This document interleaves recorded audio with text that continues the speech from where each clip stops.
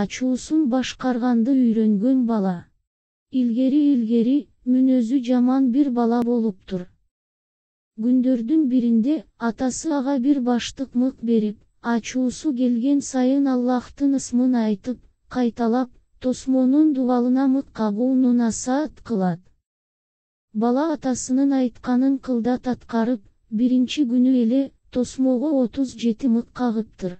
Кийинки бир нече жуманын ичинде ал ачууланган сайын ырдап, тосмого мык кагып кетчү, бирок анын ачуусу келген сайын мыкты дайыма уруу, кыйын болчу.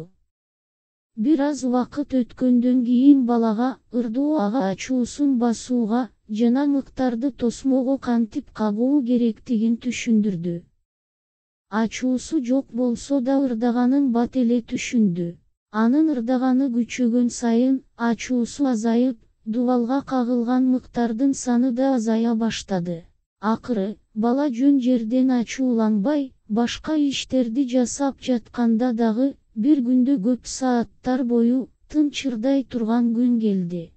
Бул тууралуу атасына айтканда, атасы, баласын дагы ачуусун басууну улантууну, аны үчүн тосмодон, күнүгө бирден мык сууруп турууну кеңеш кылды.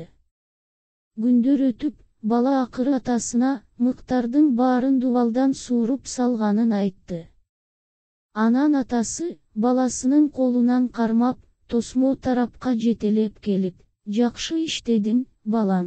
Эми тосмодогу тешиктерди кара. Тосмо эч качан мурункудай абалда болбойт эми. Биз көбүнчө туура эмес мамиле менен бир нерсе жасайбыз, мисалы, ачууланып, сабырсызданып, жасаган иш-аракеттерибиздин натыйжасын түшүнбөй калабыз. Биз көп учурда башка адамдарга физикалык же оозеки, моралдык зыян келтиребиз, бирок биз алган жарааттар тосмодогу тешиктерге окшош экенин түшүнбөйбүз. Кечир деп эле бул жарааттардын изи кетпейт. Андыктан ар дайым ачууң келгенде ырдаганга аракет кыл.